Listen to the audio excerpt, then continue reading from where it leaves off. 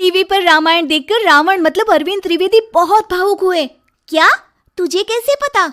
Hello app से। देख, ये है हेलो ऐप। जैसे ही आप हेलो ऐप डाउनलोड करते हो, ऊपर सर्च बार में हेलो ट्रेंड्स मिलेगा, जिसमें सभी ट्रेंडिंग न्यूज, वीडियोस, आर्टिकल्स मिलेंगे। उससे आप डे टू डे इन्फॉर्मेशन से अपडेट रख सकते हैं।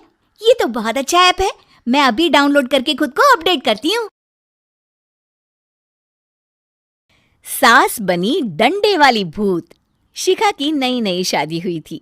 उसका मायका और ससुराल दोनों कानपुर में ही थे, इसलिए उससे मिलने उसके भाई अक्सर आते जाते रहते थे।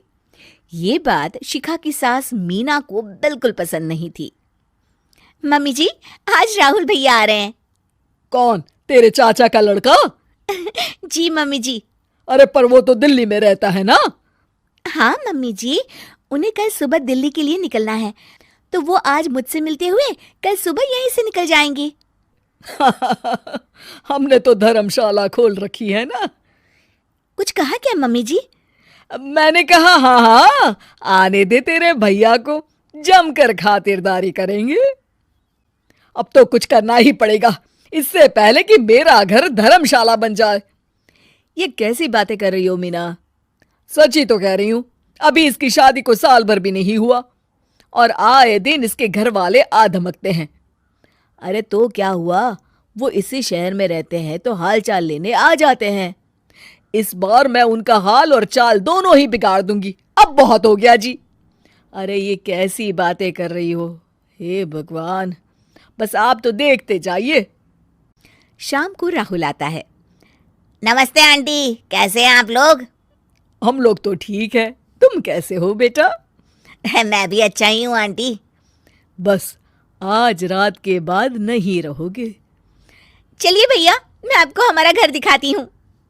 रात में खाने के टेबल पर शिखा, रोहित कहीं दिखाई नहीं दे रहा।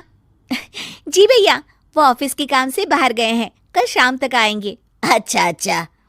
बेटा, क्या तुम भूत प्रेत में मानते हो? नहीं नहीं आंटी जी, पर अचानक आपको ये ख्याल कहाँ से आ गया?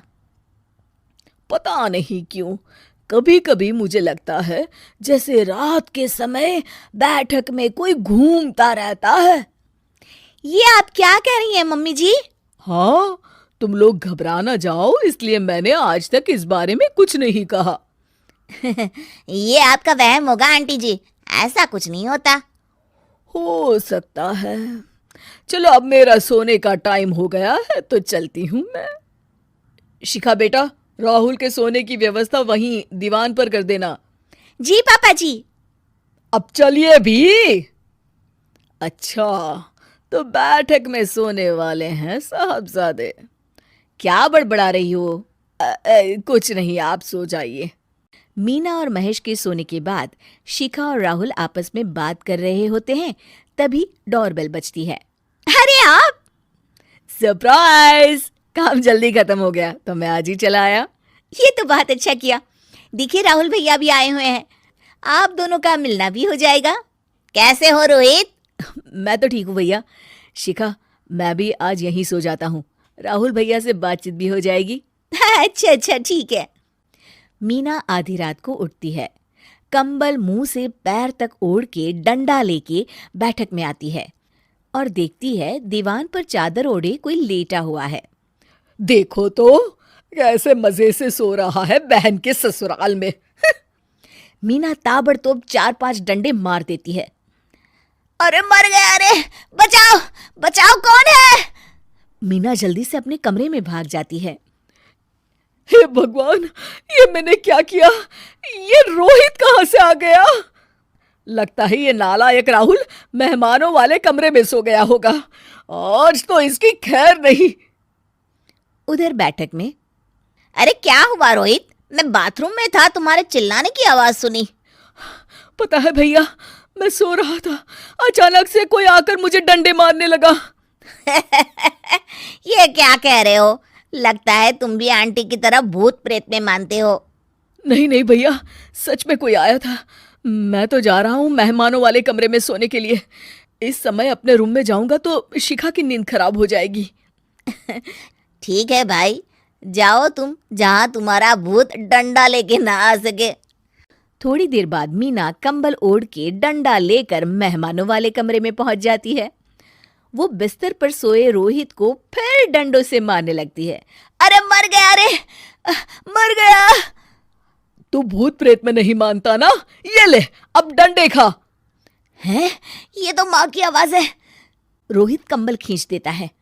बेटा तू। अरे ये क्या कर रही हो माँ? मार मार के मेरा भरता बना दिया आपने। माफ कर दे मेरे लाल, मैंने तो तुझे ही मार मार के लाल कर दिया। मैं तो उस राहुल के बच्चे को सबक सिखाना चाहती थी। राहुल भैया को?